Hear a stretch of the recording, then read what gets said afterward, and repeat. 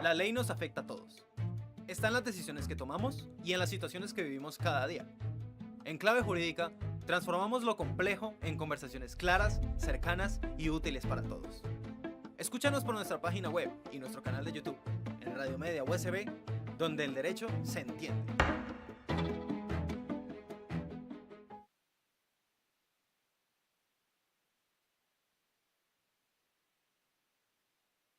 Muy buenos días, aquí estamos en otro capítulo de En Clave Jurídica. Bueno, entendiendo la consecuencia que ha pasado en el último capítulo y pues pensando, hay un tema muy especial que vamos a hablar para que lo disfrutemos y lo pensemos en esta semana y, ¿por qué no?, en Semana Santa, aprovechando para que puedan revisitar este capítulo y los anteriores que hemos tenido.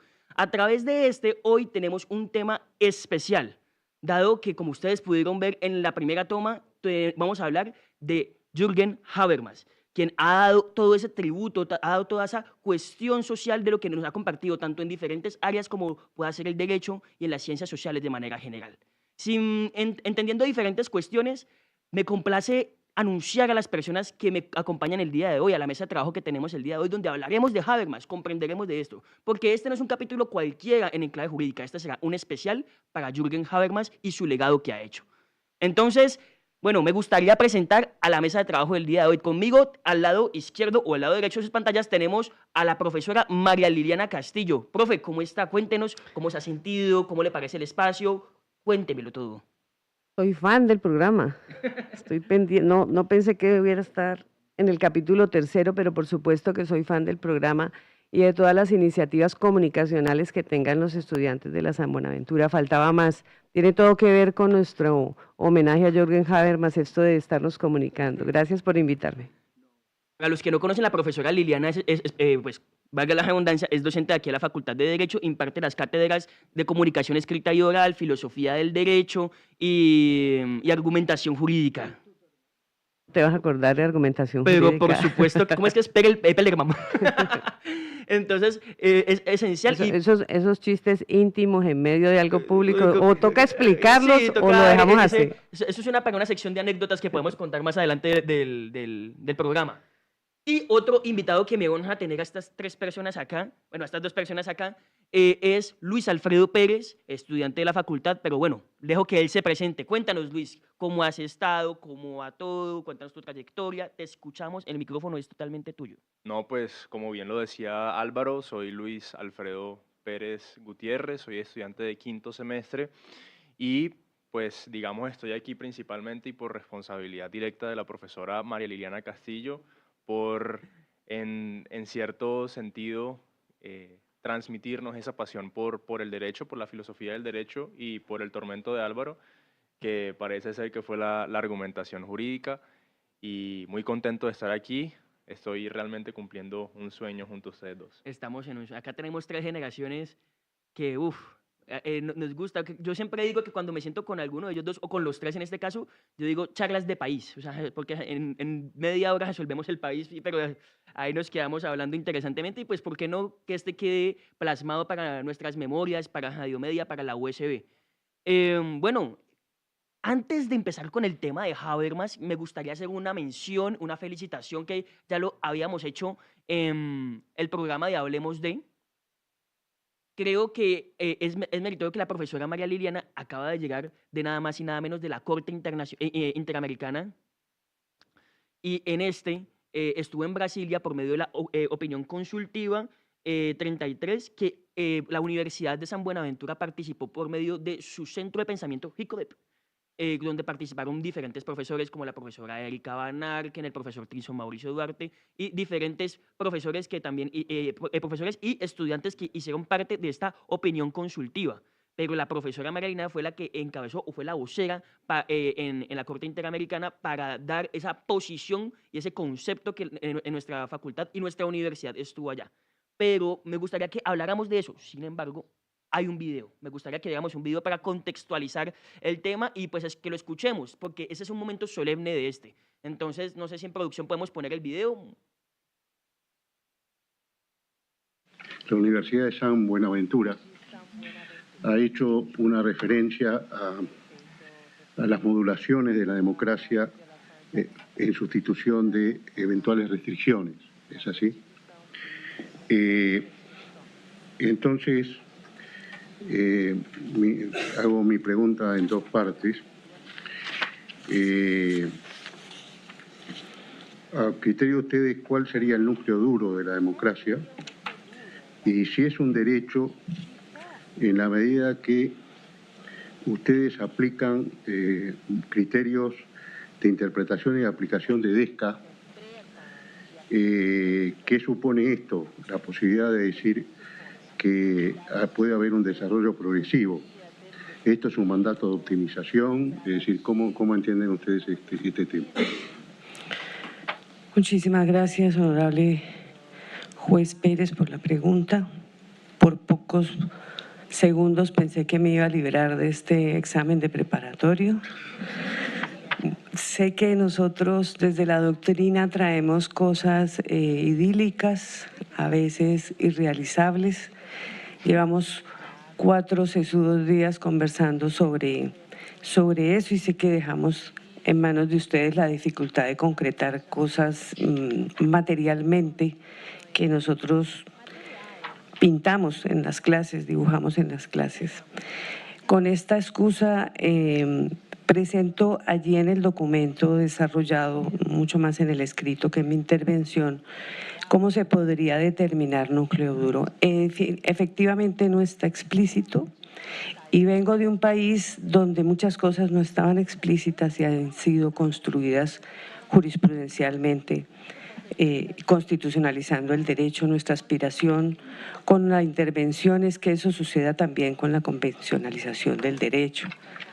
Plenamente conscientes del reto que esto significa, han sido los casos los que generan los pronunciamientos judiciales.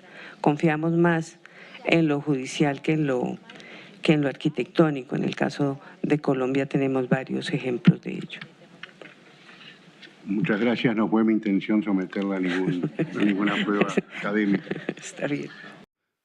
Bueno, como pudimos escuchar esa gran intervención de la profe Liliana, es espectacular porque, bueno, si tienen la oportunidad de ver también la parte, de hecho, ahorita les haremos llegar el link de la intervención completa de la profe. Creo que está, si no estoy mal, hasta me aprendí la hora, ¿vea? Porque es que estuvo chévere. Esto está en la hora, en las 2 horas con 3 minutos. Eso es espectacular porque hacemos un desarrollo. Felicitaciones, profe, por esa representación y a todo el grupo del JICODEP que hicieron parte de esta opinión consultiva. Se los agradezco, pero cuénteme, profe, ¿cómo se sintió? ¿Cómo fue la experiencia? ¿Qué fue lo que la llenó? Cuénteme todo. Vamos a aburrir primero a los que no comprenden un poco el punto en el que estábamos allí. Los estados parte del sistema interamericano le pueden preguntar a la Corte Interamericana algunos asuntos que tengan que ver con derechos humanos y justamente el Estado de Nicaragua le hace la pregunta sobre si la democracia se puede entender como un derecho y de asomarse un sí, cómo este derecho se entendería, cuál es el núcleo esencial del mismo, cómo se puede proteger, cuáles son los deberes que surgen a partir de esa elevación, de ese estatus a derecho. La pregunta se ve muy sencilla, muy académica, y nosotros trabajamos en ella. Sencilla es una broma, es un sarcasmo, por supuesto. Trabajamos en ello con el grupo de investigación el año pasado, hicimos unas construcciones muy trayendo, ya voy a traer a Habermas, muy deliberativas, controversiales. Estuvimos el equipo de profesores y un equipo de estudiantes encomiable. Quiero aprovechar este espacio para agradecer y reconocer la calidad de nuestros docentes y de nuestros estudiantes. Estas son preguntas que superan una sede académica, que tienen que ver más con los derechos ya no nacionales, sino internacionales. Estoy muy emocionada por eso porque, por supuesto, uno construye el contenido de la intervención, pero solamente a día jueves, después de haber estado oyendo las demás desde el martes, iba yo descansando, que estábamos por buen camino, ¿no? Uno podría haber estado muy desatinado y afortunadamente nos fue muy bien.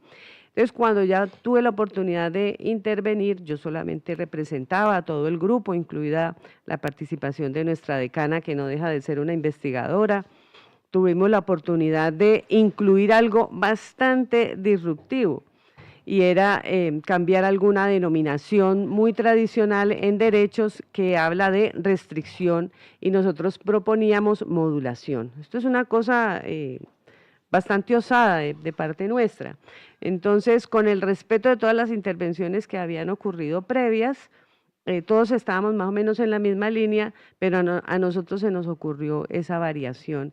Y justo lo que vieron los que nos acompañan en la transmisión, cualquiera de los soportes en las que estemos hablando, la pregunta donde se engolosina el juez Pérez Manrique es justamente eso. Les llamó la atención que ya no solamente estuviéramos proponiendo que fuera un derecho fundamental, reconocido por los estados, sino que no se restringieran, sino que se modulara. Y creo que aquí es muy importante pensar que estamos hablando desde una ciudad como Cali, ¿no? Nuestra universidad está situada, entonces nuestros pensamientos jurídicos y sociales son pensamientos situados, por eso esa osadía. A nivel personal, créanme, estoy aquí con 2 de mis estudiantes a los cuales los hice sudar con preguntas, pues esa fue la venganza académica, porque por supuesto ni siquiera en mi ejercicio de litigante me sentí como en ese momento, y hoy puedo decirlo ya contenta porque pienso que nos fue muy bien con la respuesta. Esa fue más o menos la recepción del auditorio. Pero en general, y para las personas que conocen apenas este tema, es un tema muy emocionante, porque es un poco todo lo que uno habla en las clases, teórico, epistemológico, con mucho juicio, con mucho rigor, trayendo tal vez autores de muy lejanas tierras, pero con aplicación directa en cómo puede respetarse la participación democrática en personas que ni siquiera sienten que tienen derechos, ¿no? Cómo lo pueden reclamar. No, muy emocionante. Paro hasta aquí porque si no me le como todo este No, episodio. muy chévere. ¿Qué opinas de esto, Luis? ¿Alguna reflexión que te llevas de la intervención, de lo que dice la profe? No, absolutamente, pues digamos, esta intervención de la profesora nos hace entender a los estudiantes la importancia de la academia, la importancia de la filosofía del derecho, la importancia de la argumentación jurídica, la importancia de la epistemología jurídica. Y hay una necesidad dentro de los estudiantes que es, o que debe centrarse en este caso, en reconocer la importancia de estas materias que, como ya sabemos, son las que permiten llegar a estos escenarios de transformación, no solamente jurídica, sino también política y humana, lógicamente, por lo que hace referencia la profesora, de esos casos en los que las personas teniendo derechos no saben que los tienen. Estamos hablando. Bueno, antes de entrar al tema, quiero dar unas noticias. Ya pues la primera noticia que me honra de mucho orgullo, que fue nuestra profesora María Liliana, que estuvo allá en la Corte Interamericana, la rompió. O sea, ya tenemos aquí una invitada de catálogo. La otra es que primero, hoy es 25 de marzo y hoy tenemos grados. Entonces, por parte de Enclave Jurídica y los estudiantes de Radio Media, les deseamos unas grandes felicitaciones por cerrar esta etapa tan gigante para ustedes, tanto para todos los estudiantes de las facultades de ingeniería. Un saludo para todos los amigos de ingeniería que también se gradúan, para los de derecho que se gradúan ahorita en la tarde. Entonces, créanme que nos emociona desde aquí de la cabina y desde el estudio que se están culminando esta etapa. Entonces, que sea un reto más de muchos superados. Entonces, llegará el momento que usted y yo, Luis, estaremos ahí. Entonces, vamos a ver cómo nos va, pero hay que acreditarles que esto no se acaba ahí. Por otro tema, y una última noticia que tenemos que dar por parte de la facultad, dado que este no es un episodio normal, sino que es un episodio especial, por lo tanto no hagamos una que otra noticia, comentamos que tuvimos el evento de crear, y en este fue el 20 de marzo, o sea, el anterior viernes, y en el cual pues fue una iniciativa de estudiantes de diferentes colegios, donde hablamos sobre el tema de innovación, creatividad en pensamiento jurídico. Fue muy chévere porque los equipos pues, que clasificadas dieron su veredicto, en el cual pues, tuvimos entre esta, pues, contamos con la participación de la profesora Diana Solarte, Cindy Vanessa Mena, y también invitados especiales como Legal Hackers en Bogotá, que es por parte de Daniela Rodríguez Buitrago, en el cual hicieron parte de este acompañamiento y los aportes. Los equipos ganadores recibieron un reconocimiento y entre esos un premio. Sin embargo, todos los participantes son ganadores ya que son al derecho. Bueno, esa hasta ahí de noticias, aunque vamos a dar uno que otro preview que se nos vendrá mientras estamos acá en la transmisión. Teniendo en cuenta todo, me gustaría que ya ahora sí entráramos en materia. Y vamos a hablar de nuestro querido ya Jürgen, hoy en día pues ya no está, pero pues de nuestro querido Habermas. Y vamos con 3 bloques, vamos a hacer 3 bloques para estas conversaciones que tendremos.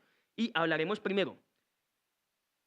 El primer bloque será acción comunicativa y vida cotidiana, en el cual, por ejemplo, en este hablaremos de la acción comunicativa, que es uno de los textos de Habermas, en la cual busca el entendimiento mediante el lenguaje y no la imposición. Sin embargo, me gustaría pues, hacer una pregunta al panel, a ustedes dos, y pues me animo, pues ahí también respondo, y esta sería la pregunta: ¿de qué hablamos para entendernos o para ganar discusiones? ¿De verdad hablamos para entendernos o para ganar discusiones? No sé si Luis quiera responder primero o cuéntenos. Pues el sentido de la pregunta nos guía indefectiblemente a reconocer cuál es el objeto de la acción comunicativa. En este caso, pues depende de que intervengan dentro del diálogo, dentro de la comunicación. Si para el sujeto la comunicación sirve como un medio o como un instrumento con, con arreglo a fines particulares, entenderemos que pretenderá, en este caso, imponer, mientras que otra persona que interprete a la comunicación como un instrumento con arreglo a fines sociales entenderá a la comunicación como un medio para poder llegar a consensos, para poder presentar aserciones que puedan ser fundamentadas y que puedan ser susceptibles de crítica. En síntesis, pues en clave habermasiana y para decirlo corto, sí, nosotros hablamos y pretendemos, y por eso es el fin de la comunicación, es el entendimiento entre las partes que intervienen. A mí me gustaría acotar, antes de hacer la pregunta a la profe Liliana, es que, bueno, para nuestros oyentes y para nuestro equipo aquí en Radio Media, ¿quién es Jürgen Habermas? ¿Quién es la persona que está aquí en nuestro retrato acompañando a Pachito? Jürgen Habermas era un filósofo influyente en la mitad del siglo XX, en el cual fue una figura excepcional en lo que corresponde a la segunda generación, hace parte de la escuela de Frankfurt y generó una carrera en la cual forma en temas de la libertad, la democracia y la sociedad moderna. De esta manera, Habermas ha trascendido mediante la teoría de la acción comunicativa, facticidad y validez, entre otras cuestiones. Donde en este propuso un mutuo acuerdo y fuerza en la argumentación donde se debe prevalecer en las estrategias. Como forma intelectual, hablaba más que todo sobre temas de democracia y supranacional en temas de la Unión Europea y dejando un legado interdisciplinario que transformó el derecho, la sociología y la teoría política contemporánea. Entonces, ese es como el aporte, porque de esto que está, de esta apreciación que dijo Luis, hay que entender el contexto en cuál Habermas está escribiendo. Y en qué momento da esas aseveraciones para decir, venga, ¿por qué es que estamos hablando de consensos? ¿Por qué estamos hablando de diálogo? Y entender que, por ejemplo, entre 1929, que él nace en el año de la Gran Depresión, hasta el 2026, han pasado unos fenómenos que nos hacen entender cómo se va promulgando de manera consecutiva para su pensamiento jurídico. Profe, cuéntenos, tenemos una pregunta interesante para usted que es, o le gustaría contestar primero esta. Pues me gustaría decir algo como contextualizando a nuestros visitantes en cualquiera de los dos soportes sobre Habermas, y es un poco qué hace que un sociólogo se arrime a estudiar la teoría jurídica y la filosofía del derecho, porque en principio no lo es. Y la consecuencia de ello es un poco como arrebatarle, ya que todos nuestros oyentes no necesariamente estudian derecho o son abogados, cómo estas construcciones sobre la moral y la política y el derecho deben ser casi que arrebatadas a la exclusividad de los abogados. A veces nos enredamos tanto en el procedimentalismo que olvidamos cuál era la esencia comunicacional que soporta el derecho. Acá y tener estas discusiones para comprender, a la final es la aplicación habermasiana de todo lo que hacemos y entendiendo no solo de cómo lo iniciamos, que es con la intervención de la profe, ahí se va creando ese círculo de diálogos para la comprensión de lo que se busca en un futuro, y creo que antes de una aspiración jurídica, democrática y política, si se quiere decir. Entonces, eso por ese lado. Vamos con el bloque 2. El bloque 2, Habermas nos hablaba mucho de lo que correspondía a lo que es verdad, un tema que le encanta a la profe, norma y discurso. En ese contexto, nuestro querido Habermas plantea que al hablar siempre reclamamos verdad, rectitud y sinceridad.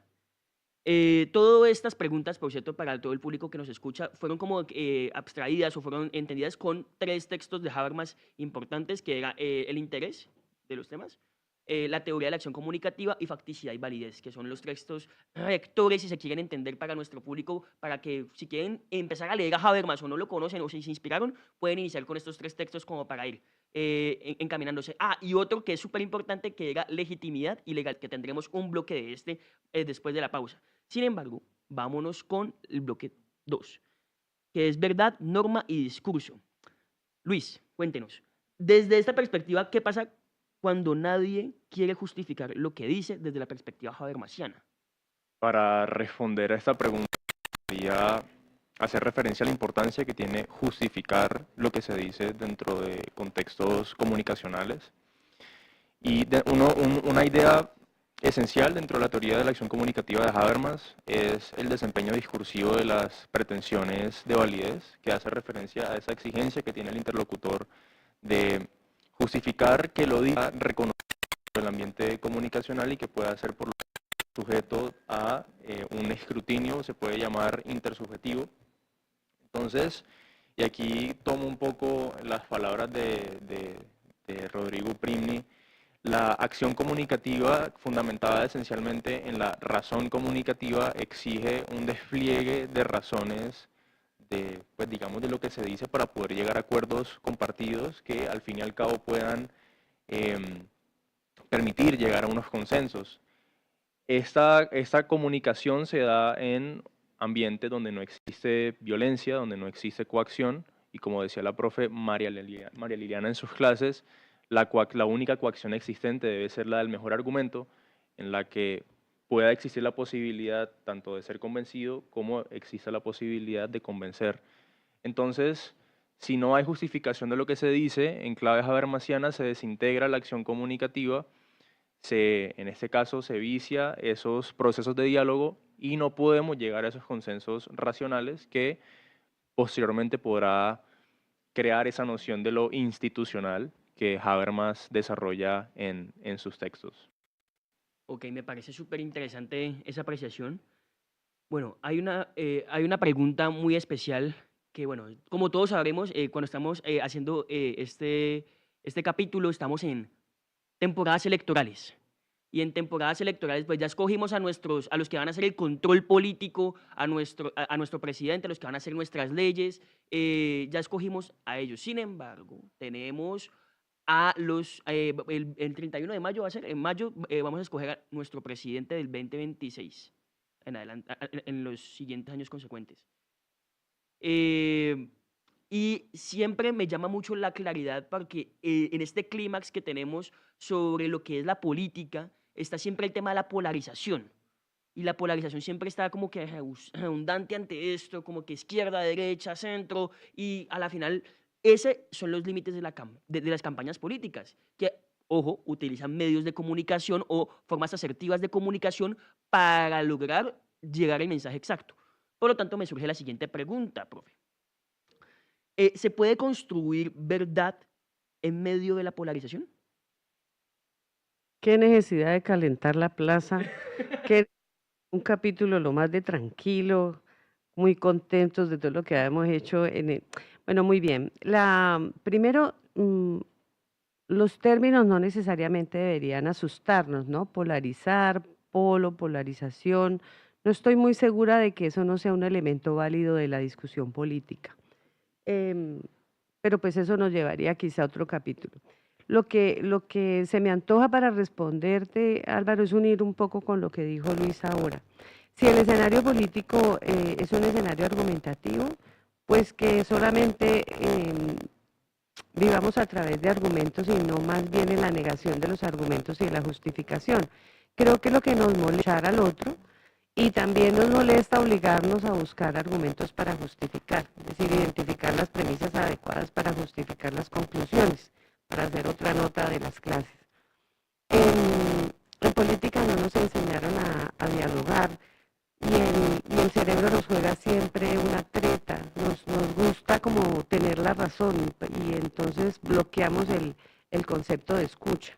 Eso es lo que propone Habermas, abrir el concepto de escucha. Lo dialógico no significa fácil, no significa que sea breve, es exigente, nos exige justificar lo que estamos proponiendo y a su vez escuchar las justificaciones con quien estamos dialogando. De manera que no, es casi como la antípoda como se está presentando en redes ahora las discusiones políticas. Yo sí estoy un poco preocupada por eso porque evidentemente se nos escapa lo instrumentalizable que son las redes. ¿Estás interesado en estudiar Derecho en la Universidad San Buenaventura? Ven, te explico de qué se trata este programa. Con más de 52 años de experiencia formando líderes que ocupan los cargos más importantes del sector público y privado, nos hemos convertido en una de las universidades más importantes del país. Contamos con un programa de flexibilidad curricular para que los estudiantes accedan fácilmente a la práctica laboral. Y mientras estudiamos la carrera podemos adelantar créditos de posgrado mediante la modalidad coterminal. Contamos con una ruta de formación en LegalTech y entornos digitales como elemento diferenciador para que los egresados de la Universidad de San Buenaventura Cali estén preparados para los desafíos tecnológicos del mañana. Aquí trabajamos en la gestión del conflicto, lo cual nos permite plantear alternativas creativas para la resolución de problemáticas mediante herramientas legales vigentes. ¿Y las instalaciones? Contamos con sala de audiencias. También contamos con el Centro de Pensamiento, Derecho, Estado y Sociedad, además con la Clínica Jurídica y el Consultorio Jurídico que nos sirve como práctica para nuestro desarrollo profesional. Y lo mejor es que podemos hacer 2 programas simultáneamente por el precio de solo uno. En la Universidad de San Buenaventura Cali estamos formando líderes del mañana. Volvemos otra vez en lo que corresponde a nuestro tercer capítulo de Enclave Jurídica. Hemos acá estado compartiendo diferentes posturas ante lo que es el legado de Habermas en el derecho. Hemos hablado de temas democráticos, hemos hablado de cómo se ha construido no solo las cuestiones del derecho y la comunicación. Entremos al bloque esencial que también va a ser un poquito, creo que por decirlo así, largo, bueno, no largo, pero un poquito como sazonudo por el tema de que también estamos en un panorama interesante, que es el bloque derecho, legitimidad y democracia. En este contexto, el derecho legítimo sí surge desde el consenso nacional y no solo desde la imposición. Ya hablaremos un poquito de estas cuestiones, pero sí me gustaría que, Luis, cuéntanos. La pregunta esencial es, de acuerdo a la teoría habermasiana, ¿una ley solo es legal porque sí? ¿O cómo funcionaría en este aspecto? Si se pretende, digamos, dar una explicación de por qué una ley es justa y esta explicación se fundamentara en por qué es legal, se estaría desconociendo abiertamente los postulados de la teoría del derecho de Habermas, que es una de carácter consensual y procedimental, porque la legitimidad de las normas no la da la positivización, sino que la da el consenso racional y el proceso de deliberación democrática.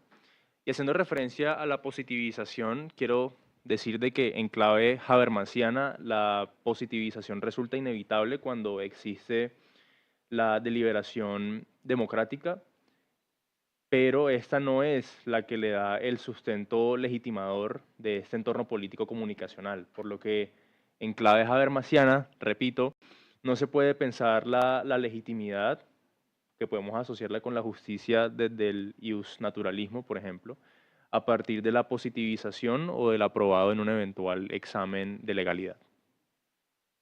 Bueno, interesante esas cuestiones, porque a veces hablamos de leyes justas, leyes injustas, y primero, ¿cómo es ese proceso? Me llama mucho a colación, me acuerdo, creo que fue el semestre anterior, no, creo que fue cuando yo vi filosofía del derecho, que hablábamos de ese tema, sobre la legitimidad y la legalidad. Y si todo lo legítimo puede ser legal, o todo lo legal puede ser legítimo. Entonces uno hace esas aseveraciones entendiendo cómo pasa en la vida actual y cómo en un país como nosotros se va entendiendo o se va comprendiendo. Parte de esto, me gustaría hacerle la pregunta a la profe Liliana, es, por ejemplo, ¿la democracia actual cumple el ideal deliberativo propuesto por Habermas? Bueno, lamentablemente vivimos a veces una institucionalización que ha sido construida de manera ajena, impuesta. Este tema es muy trabajado por algunos textos como la teoría impura del derecho de Diego López.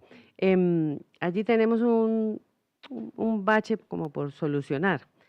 Y lo otro es la crítica que se le hace a la teoría de trabajar en un terreno ideal y no material y concreto de personas, de intereses, de artificialidades que no corresponden a la vida cotidiana de las personas. De manera que tampoco nos podemos negar a una realidad, y es que estos diálogos y esta construcción comunicacional no es simétrica. Nosotros no tenemos diálogos simétricos donde realmente estemos em, en una construcción comunicacional equiparable, tenemos manipulación de información, tenemos incluso una especie de democracia teatral, escénica, pero no material. Así que después de celebrar toda la clave habermasiana, como dice mi compañero Luis, la verdad es que estamos en una sociedad con bastantes problemas de manipulación de la democracia. Cuando nosotros, incluso con mis compañeros, hablamos de política, siempre estamos hablando de un tema electoral y de acceso al poder. Como que nos hemos negado esa posibilidad de consensuar modelos de vida buena que puedan realmente regir nuestras vidas también de manera responsable, ¿no? Yo me lavo las manos más fácil si digo que como es imposible, entonces no participo o participo de manera interesada, pero no de manera vedada, ¿no? Me llama mucho la atención, o sea, porque pasa mucho, o sea, entiendo los puntos de vista. Sin embargo, bueno, mejor dejo que Luis responda la siguiente pregunta porque creo que lo que voy a preguntar o lo que voy a estar como construyendo creo que daría un panorama muy completo de lo que vamos a hablar. Sin embargo, creo que para esta pregunta necesitaremos apoyo del esquema, creo que si no estoy mal. Hay un esquema, entonces en producción ahorita ponemos el esquema. Que necesita esquemas, necesita ejemplos y ni así a veces. Como dice, si lo podemos dibujar, lo podemos explicar. Entonces, bueno, mientras estamos con lo del esquema, me gustaría preguntarle a Luis, bueno, ¿qué hace legítimo un sistema jurídico hoy desde la perspectiva de la teoría del derecho habermasiana? Bueno, para responder esta pregunta, como venía diciendo, me gustaría remitirme a una clase, me acuerdo la fecha del 24 de febrero del 2025, argumentación jurídica, a las 3:30 de la tarde.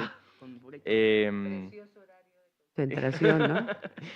En la que la profesora nos explicaba la definición de la legitimidad, en la que pues divide la palabra en dos, en ley y en intimidad, y a esa intimidad le agrega una N.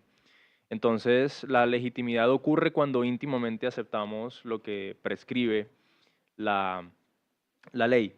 Y en este caso, si, bueno, no sé el esquema, lo que hace legítimo al sistema jurídico en clave habermasiana se da en todo el sentido de la palabra gracias a la acción comunicativa, que se puede entender como esa dimensión política en la que las personas debaten racionalmente, en la que las personas realizan o elevan unos enunciados que pueden ser,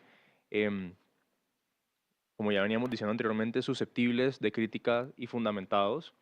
Y esta dimensión política es la que crea la verdadera legitimidad, en este caso, como veníamos diciendo anteriormente, y la legitimidad lo que hace finalmente es la aparición de la legalidad de un contexto más institucionalizado.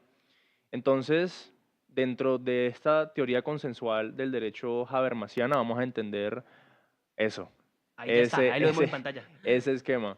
Entonces, el derecho se encuentra ubicado en esa dimensión integradora porque no solamente permite que las instituciones protejan a las colectividades, sino que también permite de que la acción comunicativa entre dentro de una dinámica fáctica contra fáctica, en la que se entiende lo que existe y lo que puede llegar a existir. Entonces, la legitimidad de todo sistema jurídico desde el punto de vista de Habermas se da gracias a la manera en la que se desarrolla integralmente la acción comunicativa, que es finalmente la que luego va a crear las instituciones que protegen a las personas dentro de su cotidianidad. Bueno, me llama mucho la atención de todo esto que hemos hablado. Yo, bueno, no sé si ustedes se han preguntado, bueno, a veces hablamos mucho de los autores y, por ejemplo, uno tiene la manera de estoy de acuerdo o no.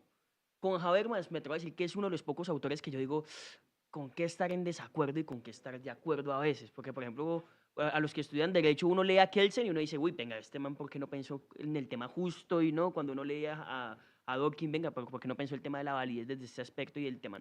Cuando uno, entonces, son diferentes aspectos, pero Habermas, o sea, para hacer la invitación, cuando lean a Habermas, intenten saber, bueno, qué es la postura crítica que él propone y si esa postura crítica en verdad sí es crítica o ya lo habían dicho en ciertos aspectos. Y eso me lleva a parte de este bloque a hacer la siguiente pregunta, que es el bloque 4.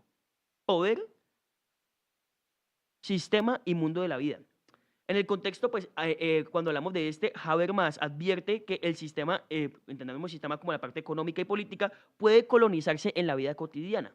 Mi pregunta es general, hasta yo podría contestarla, pero dudo que la conteste porque está un poco... Pregunta de parcial de filosofía, podría decirse.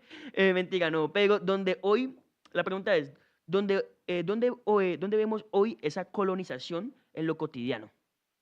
No sé si la profe quisiera como... Pero es que le doy la respuesta a los estudiantes y les voy a preguntar eso en el segundo corte o en el tercer corte, entonces sería como... No me apuntes. Bueno, lamentablemente vamos a ir diciendo cosas como incómodas. También el derecho sirve para legalizar exclusión, para poner trabas a la realización de los derechos. Entonces, también el derecho sirve para la opresión. En la medida en que esta comunicación no se haga simétrica, no se haga efectiva, no se haga respetuosa, pues el derecho termina a ser el instrumento de un hegemón perjudicial para la comunidad. No, volvemos a decir, las teorías siempre son idílicas y hay que hacer siempre mucho resguardo de que se vayan desarrollando de conformidad en la práctica, ¿no? En la realidad. En la colonización es la vida la que debe colonizar el derecho y no el derecho colonizar la vida, para que el derecho no termine siendo una especie de cárcel de la realización efectiva de una vida buena en la comunidad. Bueno, es verdad. Eso fue literalmente lo que estábamos comentando. ¿Quieres contestar esta pregunta? Vamos con la siguiente. No, pues poco se puede agregar a lo que ha dicho ya nuestra maestra. Y sí, pues al fin y al cabo entender cómo Habermas va entendiendo cómo asuntos como la economía, asuntos como la política, asuntos como la tecnología influyen y pues digamos, en este caso, apartan la integralidad, digamos, de ese proceso de comunicación. Y Habermas, ¿cómo ve en el derecho y en la sociología unas herramientas esenciales para la emancipación colectiva? Me llama mucho la atención. Bueno, es que a veces hay cosas que le llaman mucho la atención a uno que a veces no le llama la atención, en realidad. A veces eso pasa mucho, pero deja el cuestionamiento de, venga, a la final, ¿se puede recuperar ese espacio del diálogo auténtico? O sea, si tendremos esos espacios de verdad. Y además en este clímax tan electoral que tenemos, que a veces dicen, hagamos debates, escuchemos estas propuestas, pero en realidad estos espacios también podrían ser para esos diálogos auténticos, o estamos imponiendo esas perspectivas que siempre hemos planteado. Uno se pone a ver, y yo lo digo, o sea, por ejemplo, en las elecciones anteriores, siempre veíamos que, por ejemplo, candidatos de derecha imponían en ciertos momentos, y cuando íbamos a otros debates, los candidatos de izquierda también imponían, pero a la final nunca llegaban a consensos. Yo me acuerdo muy bien, creo que el único debate donde no hubo esas imposiciones fue ni siquiera fue para la presidencia. Estaba Gustavo Petro, precandidato, Francia Márquez, que todavía no estaban siendo precandidatos, Sergio Fajardo, Fico, Gutiérrez y... ¿quién más estaba en ese debate? Y Ingrid Betancourt, sí. Y ahí, por ejemplo, eran momentos que todos no llegaron a un justo medio, pero a la final sí existía ese diálogo y no imposiciones. Entonces, como que era importante recalcar esto en el tema político de cómo está pasando esto, y a veces, como me atrevo a decir, esas posiciones se van deformando cuando ya llegamos al poder. Que, por ejemplo, los precandidatos ya decían una cosa y cuando llegan al poder se va deformando ese discurso diciendo, venga, pero este no era el mismo que decía este tipo de cosas. Entonces, así va pasando consecutivamente y eso es más habermasiano que nunca. Por lo tanto, sí me surge la pregunta, ¿en realidad llegaremos a esos diálogos auténticos?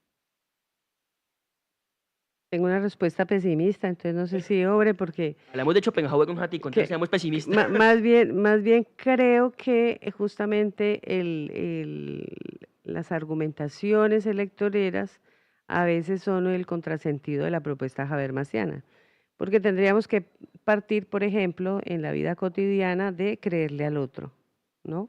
Y, y sobre creerle al otro, sobre el crédito, que también está muy, muy de moda ahora, porque apenas algunos antropólogos y sociólogos están descubriendo que las comunidades y las civilizaciones y las culturas, todo esto entrecomillado, por favor, crece en la medida en que creemos en el otro, ¿no? En que creemos en la ciencia, en que creemos los postulados, en que creemos los acuerdos. Hoy nos quedamos de ver aquí para sentarnos a conversar y yo te creía, Álvaro, que nos íbamos a ver y en efecto por eso nos vimos. Es porque creemos que siguen construyéndose también los estados, ¿no? La institucionalidad. Y ya ahí tenemos serios problemas, porque si yo sé que estamos proponiendo una representación incoherente de lo que queremos para ganar votos, pues qué tanto podemos avanzar. Por eso regreso a lo que les dije inicialmente. La comunicación, la construcción de comunidad debe ser arrebatada de los abogados en tanto exclusividad, que los abogados seamos partícipes de esa comunicación como ciudadanos o personas más que entran en el diálogo responsable y racional, y no dejarlo solamente a una institucionalidad ajena, ¿no? Es como devolver lo público a la esfera pública y devolver la esfera pública a lo público. ¿Qué opinas? Como comenta la profesora, es un proceso bastante difícil, no es un proceso sencillo. Para ello considero que se debería, en este caso, desacelerar para poder escuchar, en este caso, privilegiar el entendimiento por encima de la imposición de ideas y también la creación de espacios como este, aislados, bueno, en la medida de lo posible de factores jerárquicos o económicos que determinen la viabilidad de diversos argumentos o no. Y para responder la pregunta, siento que Habermas sería muy optimista al respecto y para poder darle un poco más pues, digamos, de sentido a la respuesta, me gustaría hacer referencia a una memoria que presenta Rodrigo Primni, que dice que a mediados de los 80 para poder escribir artículos o para poder publicar artículos tocaba escribirlo primero a mano y luego transcribirlos mediante una mecanógrafa experta. Esta mecanógrafa experta se llama, no sé, Marta, y una vez Rodrigo le citó Habermas, Conciencia Moral y Acción Comunicativa, y Marta, que para el autor era muy importante en todo caso, le corrigió y le dijo Habermas, Conciencia Moral y Acción Comunicativa. Entonces ahí fue donde el autor se dio cuenta no solamente de la infalibilidad de su ayudante, sino también de la esencia de lo que defendía Habermas. Ok, eso es un buen punto. De hecho, yo también a veces me siento con la libreta y comienzo a escribir los artículos así, de esta manera. Bueno, me parece súper importante que hagamos esas aclaraciones. Ya estamos en el cierre de nuestro episodio. Sin embargo, me gustaría que tuviéramos un bloque de pregunta a pregunta. Entonces, ha sido muy grato compartir con ustedes, pero antes de esto, pues me gustaría que Luis le hiciera una pregunta a la profesora. Pues ya que yo he hecho todas las preguntas, Luis le hiciera una pregunta a la profe Liliana hiciera una pregunta, y ahí vamos construyendo esta símil que queremos hacer. ¿Este episodio se llama Venganza? No. O sí. Lo etiquetaremos después. ¿Qué pasa? Pero sí, Luis, si quieres, pues, comienza tu pregunta. Mi pregunta es partiendo de una cita de Rousseau que hace referencia a la democracia no florece allí donde los ricos son tan ricos que pueden comprar la libertad de otros y los pobres tan pobres que se ven obligados a venderla. Y esto me transmite a una pregunta que sé que no puede ser resuelta en todas sus aristas en este espacio, y es, entendiendo que no toda teoría desarrollada correctamente en abstracto garantiza por sí misma su aplicabilidad material, coméntenos, pues digamos, qué elementos considera usted se podrían añadir a este postulado teórico a través de una relectura de la teoría del derecho de Habermas, con la finalidad de democratizar la democracia en América Latina. Pregunta pues. Me devuelvo a Brasil a las sesiones de la Corte Interamericana. Yo aprovecho el espacio. Yo aprovecho el espacio. Aunque no lo crean, hemos hablado de eso desde que comenzamos el episodio. Esa descreer de que se puedan hacer cosas con las palabras y se pueda llegar a una institucionalidad respetuosa de los demás, ¿no? Inclusiva, dialógica completamente. En efecto, la asimetría sería aquí nuestro problema. ¿Cómo podemos llegar a consensos cuando realmente no podemos tampoco presentarnos de manera completa con lo que nos interesa? Voy a usar mi participación en las sesiones 187 de la Corte. Cuando nosotros preparamos la intervención, lo hicimos desde el punto de vista epistémico del derecho humano. Cuando tuve la oportunidad de interactuar con los otros intervinientes, pues eran a partir de las asimetrías. Se sentaron allí organizaciones civiles, excluidos. Era muy interesante porque nosotros respondimos desde la comodidad de ser docente, de tener con todas las angustias pues lógicas de una clase mal llamada media, sosegadamente escribir sobre el tema. No, llegaban de territorios apartados. Nos interesa la democracia precisamente porque no hemos tenido voz. Eran comunidades, eran minorías. Esas asimetrías son las que podrían atacar, si no se atienden, las propuestas no habermasianas, sino en general las dialógicas sobre la construcción de Estado, de comunidad, de sociedad. Ahí creo que está el principal problema de la materialidad de estas teorías, que realmente no es tan sencillo y que también lo que digan las partes no es tan coherente con una realidad que no alcanzamos a vislumbrar. Cuando yo no puedo hablar libremente porque eso afecta mi sostenibilidad directa y la de mis hijos y la de la vida misma, pues yo no estoy autónoma y libremente participando en ese consenso racional.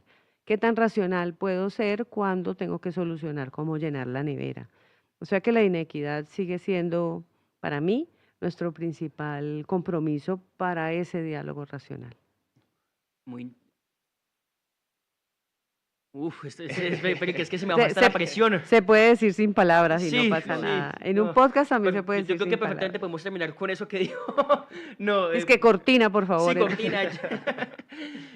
O sea, bajo armas y se materializó con la profe Liliana. Profe, cuéntenos, ¿qué pregunta le quisiera hacer a Luis? Pues es que yo quiero ceder mi facultad inquisidora y no preguntar, porque siguiendo lo que dijo Luis ahora, estas actividades dialógicas necesitan cierto sosiego, ¿no? Cierto tiempo. Y me parece que hasta aquí ya tenemos bastante aburridos al auditorio con esto que hemos hablado. Pero sí.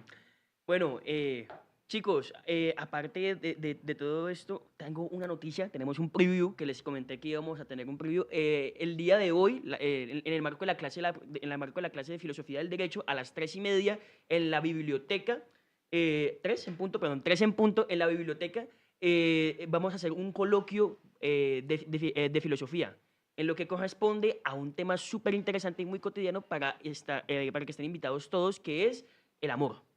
Y la pregunta esencial, y los invitamos que si van a ver un corazón en la San Buenaventura, no rompan el corazón, sino pues miren y contesten la pregunta. ¿Cómo es la pregunta? ¿Qué estás dispuesto a hacer por amor? ¿O qué has hecho extremo por amor? Por amor, entonces. Como por ejemplo asistir a un podcast con sus estudiantes preferidos a la fuerza.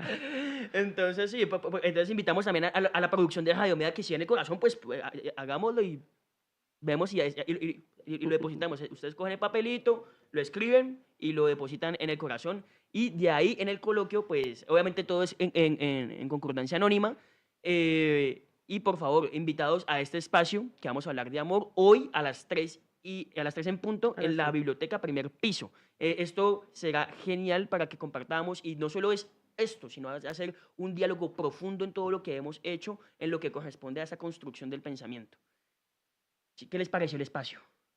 No, pues para mí, como ya dije desde el inicio, esto para mí es un sueño. Y nada, resaltar ante todo no solamente el legado de Habermas, que sabemos de que no se ha muerto, que aún vive, pero no solamente por la relevancia de los postulados que él tuvo, sino por referentes académicos como el que tenemos nosotros dos aquí al frente, que han mantenido viva esta llama teórica que propone Habermas. Esto es pensado, lógicamente, para que todos podamos hablar y tener una voz en temas tan relevantes, no solo desde el derecho, sino también desde la política. Te agradezco. Profe, ¿qué le pareció el espacio? ¿Le gustó? ¿Volvería? Volvería, claro. Me estaba acordando ahora que estaban haciendo ese cierre, que cuando murió Ronald Dworkin también tuvimos un evento con profesores que ya no están en el momento, pero fue muy interesante porque, claro, es pasar de esos libros a personas que finalmente tienen un fin, ¿no? Pero que podemos seguir honrándolos, no necesitan morirse para honrarlo antes de que nos muera otro, podemos Sí. pasar por acá para hablar de él. Pero por supuesto, y quizás podamos hacer, no sé, invitamos a los estudiantes de Derecho a que si hay algún autor en la clase de Filosofía, Argumentación, o que hayan leído por ahí, puedan venir acá, que aquí podemos hacer especiales de autores. Podemos hablar de Kelsen, ya hablamos de Habermas, podemos hablar de Sartre, también podemos hablar de filosofía existencialismo en el derecho. Podría ser De Sartori con los de gobierno. Giovanni Sartori con los de gobierno, Roberto Bobbio, que también ha hablado mucho de esos temas. Ahora voy a decir, ahora sí la puedo decir sin más preámbulos, ya vamos a finalizar. Como tal, me alegra que haya pasado esto. Eso es un sueño que tanto Luis como yo soñamos. Bueno, aunque es un poco redundante esto, pero me hace mucho feliz y me pongo un poco nervioso porque se materializó que tengamos este espacio. Esto es una convocatoria para todos los estudiantes de Derecho, Gobierno, y si les gusta el tema de las ciencias sociales, bienvenidos a lo que es Enclave Jurídica. Agradezco a todos los chicos de Radio Media por todo el apoyo que nos están brindando y en esta producción son los mejores. O sea, aquí esto es un equipo gigante y créanme que con el apoyo de ellos esto también es real. Al profesor Juan Manuel Fajardo por las gestiones, a todos los chicos, a Camila, a Víctor, a Nicolás, a todos, si se me olvida uno que otro, son lo mejor. Y como vamos a entrar en Semana Santa, los invitamos a que revisiten los demás capítulos de Enclave Jurídica y si también les gustan otro tema, también tenemos Hablemos de, para que revisiten los capítulos o también pueden recitar los capítulos del podcast Cátedra Abierta que también están en la página de aquí en Radio Media. Entendiendo diferentes cuestiones, nos despedimos y dejamos con el tema del legado de Habermas, en el cual aprendemos de temas de reflexión jurídica, política y además teórica en lo que corresponde a todas sus cuestiones sociales. Porque esto no es posible sin este espacio que es de la San Buenaventura, ya que con la Sambue lo puedo todo. Muchas gracias. La ley nos afecta a todos. Está en las decisiones que tomamos y en las situaciones que vivimos cada día. En Clave Jurídica, transformamos lo complejo en conversaciones claras, cercanas y útiles para todos. Escúchanos por nuestra página web y nuestro canal de YouTube, en Radio Media USB, donde el derecho se entiende.